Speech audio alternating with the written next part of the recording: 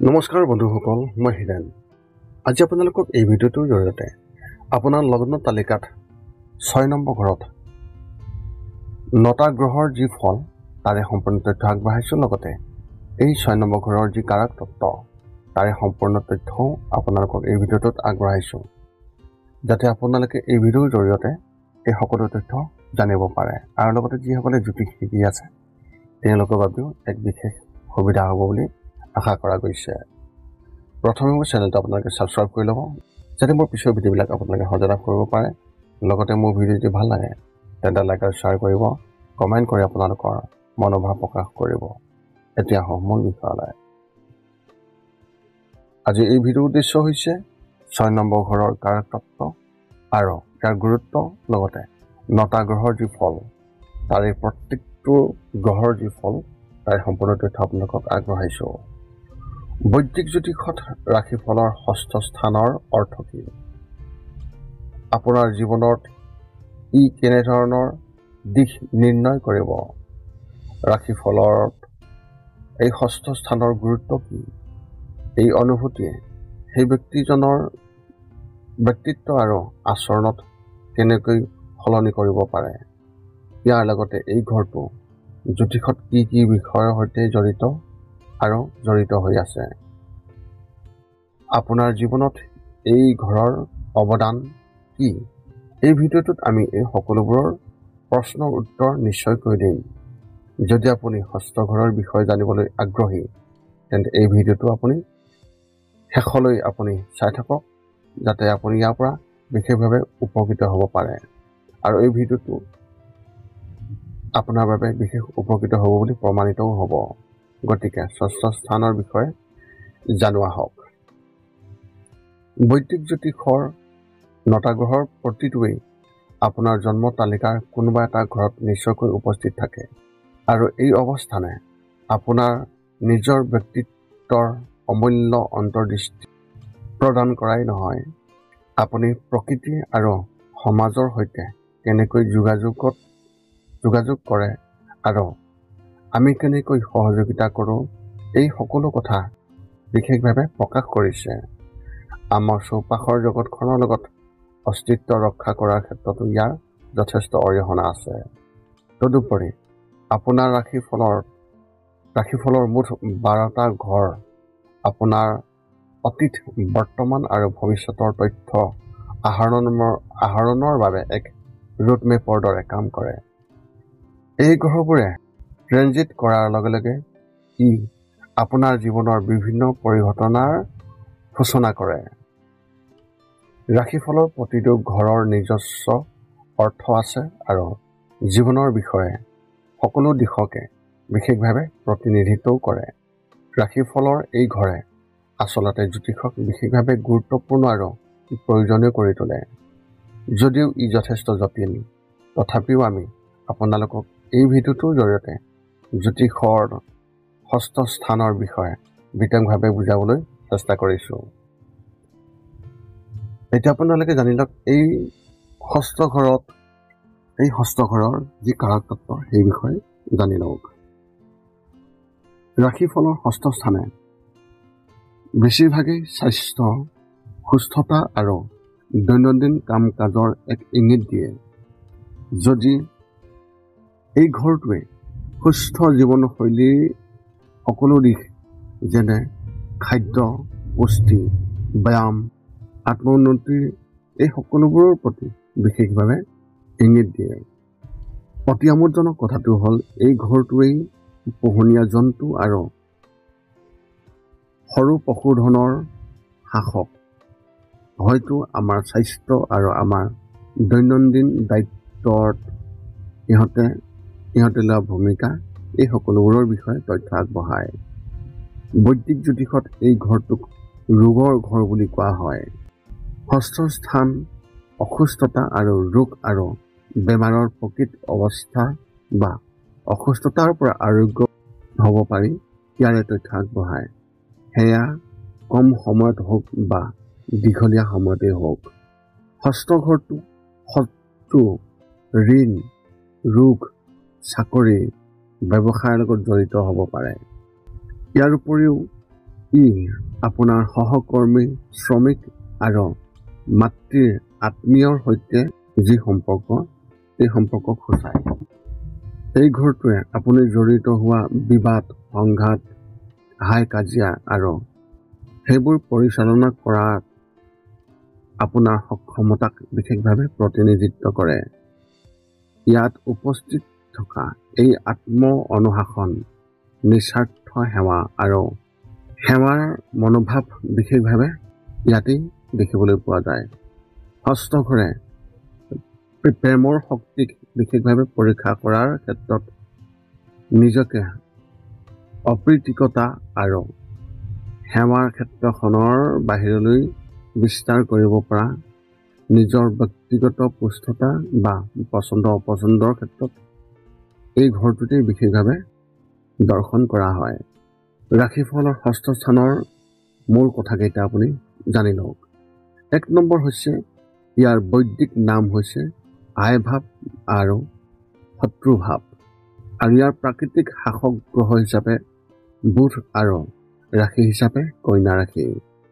আৰু ইয়াৰ পিছৰটো হৈছে সংশ্লিষ্ট শৰীৰৰ অংগ হিচাপে পেট, অন্ত্ৰ আৰু পাচন তন্ত্ৰ।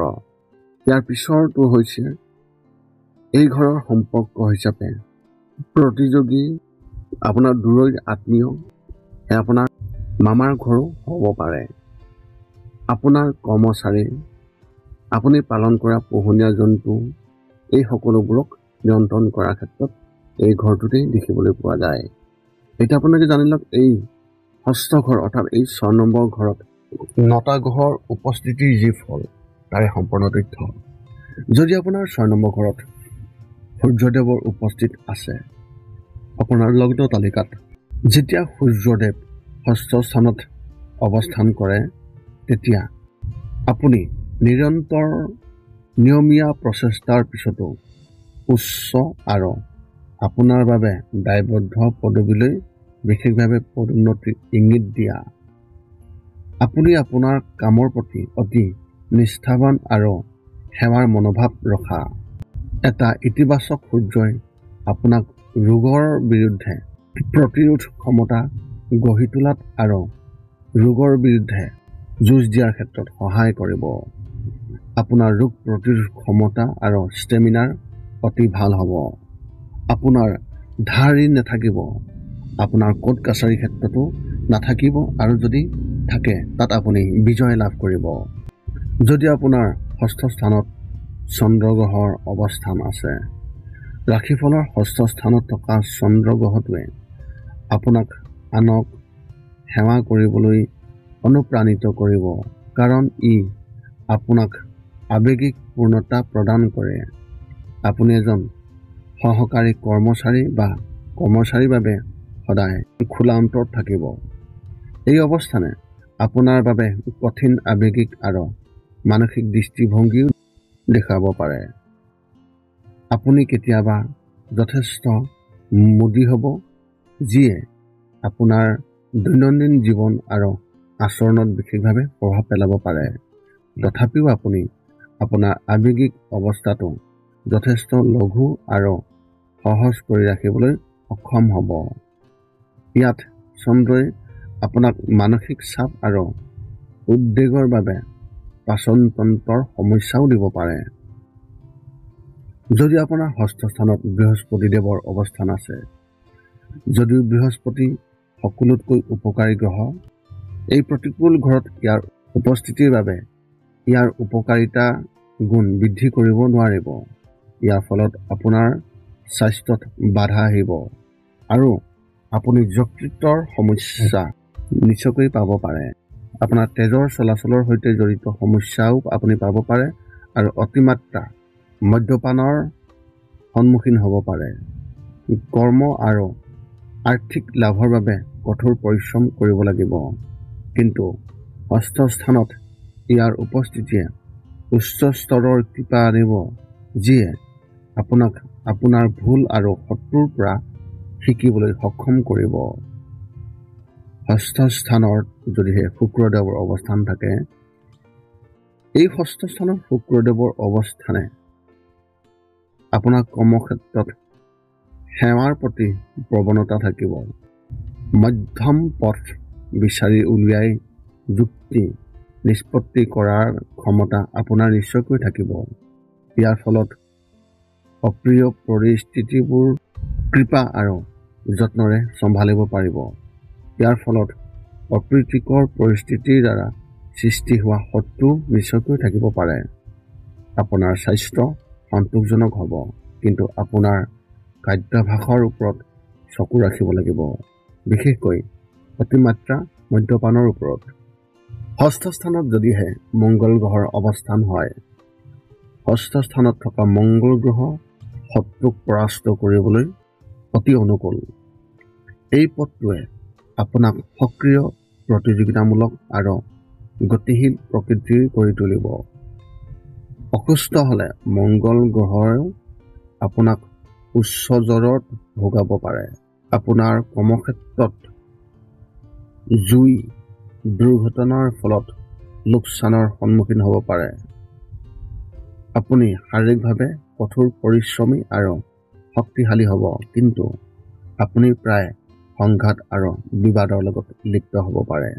যদিহে আপোনাৰ ষষ্ঠ স্থানত বুধৰ উপস্থিতি আছে, বৈদিক জ্যোতিষৰ মতে ষষ্ঠ স্থানত বুধৰ উপস্থিতিৰ বাবে আপোনাৰ মনত অস্থিৰতা থাকিব। আপুনি মানসিক চাপ আৰু উদ্বেগৰ ফলত হোৱা স্বাস্থ্যজনিত সমস্যাত আপুনি নিশ্চয়কৈ ভুগিব পাৰে। জীৱনত শান্তি বজাই ৰাখিবলৈ চেষ্টা কৰক। আপোনাৰ পঢ়া-শুনা আৰু কামৰ ক্ষেত্ৰত সাৱধান হোৱা উচিত। আপুনি অতিৰিক্ত কষ্ট কৰিব, কিন্তু অধিক সাৱধান হওক, কাৰণ আপোনাৰ মগজুৱে স্নায়ুজনিত বিকাৰত ভুগিব পাৰে। যদি আপোনাৰ ষষ্ঠ স্থানত শনিদেৱৰ উপস্থিতি আছে, ৰাশিফলৰ ষষ্ঠ স্থানত থকা শনিয়ে এইটোৱে দেখুৱাইছে যে আপুনি অসুবিধাৰ সন্মুখীন হ'বলৈ দৃঢ় প্ৰতিজ্ঞ হ'ব আৰু যিকোনো পাঠ নোলোৱাকৈ হাৰ নামানিব। এই পৰিস্থিতিবোৰ কঠিন পথেৰে শিকিব আৰু ই আপোনাক নিজৰ কৰ্তব্য পালন কৰিবলৈ আৰু স্বাস্থ্য বজাই ৰাখিবলৈ শিকাব। আপুনি আপোনাৰ খাদ্যাভ্যাসৰ প্ৰতি গুৰুত্ব দিব লাগিব, কিয়নো শনিয়ে স্বাস্থ্যৰ ক্ষেত্ৰত বিশেষ বাধাৰ সৃষ্টি কৰিব পাৰে, বিশেষকৈ পাচনতন্ত্ৰৰ সমস্যাৰ সৃষ্টি কৰিব পাৰে। আপুনি প্ৰয়োজনীয়ভাৱে চিন্তা কৰে, যাৰ ফলত হতাশাৰ সৃষ্টি হ'ব পাৰে। যদি আপোনাৰ ষষ্ঠ স্থানত ৰাহুদেৱৰ অৱস্থান আছে, ষষ্ঠ স্থানত ৰাহু গ্ৰহটোৰ বাবে ধনাত্মক অৱস্থান, সংঘাত ব্যৱস্থাপনা আৰু সংঘৰ ক্ষেত্ৰত আপুনি সমৰ্থক হ'ব। ৰাহুৱে আনৰ সেৱাৰ জৰিয়তে নিজৰ প্ৰচেষ্টাত বিশেষভাৱে সফলতা প্ৰদান কৰিব। ইয়াত নিশ্চিত হওক। ঋণ, দেউলীয়া, বিবাহ বিচ্ছেদ আৰু চুক্তি ভংগৰ জৰিয়তে আপুনি লাভ বা লোকচানৰ সন্মুখীন হ'ব পাৰে। আপুনি হয়তো সংঘাতৰ লগত লিপ্ত হ'ব পাৰে, বহু যুদ্ধ হ'ব পাৰে আৰু বহু শত্ৰু লাভ কৰিব পাৰে। তথাপিও এইবোৰে আপোনাক আত্মনিৰাময় বা সেৱাৰ দিশত লৈ যাব। যদি ষষ্ঠ স্থানত যদিহে কেতুৰ অৱস্থান আছে, ষষ্ঠ স্থানত কেতু থকাৰ বাবে আপুনি জীৱনৰ অপ্ৰীতিকৰ পৰিস্থিতিৰ পৰা আঁতৰি থাকে আৰু শিথিল আৰু আত্মসমৰ্পণ জীৱন যাপন কৰাটো আপুনি পছন্দ কৰে। সাধাৰণতে ৰাশিফলত এইটো অনুকূল অৱস্থান নহয়। দুৰ্ঘটনা আৰু আঘাতৰ সন্মুখীন হ'বলগীয়া হ'ব। জীৱনটো বহু বাধা সৃষ্টি কৰিব। অৱশ্যে আপোনাৰ প্ৰচেষ্টা আৰু কঠোৰ পৰিশ্ৰমেৰে প্ৰত্যাহ্বানৰ পৰা বিজয়ী হৈ ওলাই অহাৰ ক্ষমতা নিশ্চয়কৈ থাকিব। এই আছিল এই ষষ্ঠ ঘৰটোৰ যি কাৰক তত্ত্ব আৰু 9টা গ্ৰহৰ ফলত আপুনি কেনেধৰণৰ ফলাফল লাভ কৰিব তাৰে সম্পূৰ্ণ তথ্য আপোনালোকক এই ভিডিঅ'টোৰ জৰিয়তে আগবঢ়ালোঁ। আশা কৰোঁ এই ভিডিঅ'টোৰ জৰিয়তে আপোনালোকে যথেষ্ট লাভৱান হ'ব। যদি মোৰ ভিডিঅ'টো ভাল লাগিছে তেন্তে আপোনালোকে লাইক, শ্বেয়াৰ, কমেণ্ট কৰিব, ছাবস্ক্ৰাইব কৰিব। যদি আপোনাৰ মনত এতিয়াও জ্যোতিষ সম্বন্ধীয় কিবা প্ৰশ্ন আছে তেন্তে আপোনালোকে এই ভিডিঅ'ৰ তলত আমাক কমেণ্ট কৰি আপোনালোকৰ প্ৰশ্ন অৱগত কৰক, যাতে আমি আপোনালোকৰ সকলো প্ৰশ্নৰ উত্তৰ অতি সোনকালে দিবলৈ আমি সুবিধা পাওঁ। তাৰ এই মানসিকতাৰে এই ভিডিঅ'টো আপোনালোকলৈ আগবঢ়ালোঁ। পুনৰ লগ পাম অন্য এটা ভিডিঅ'ত। আজিলৈ ধন্যবাদ।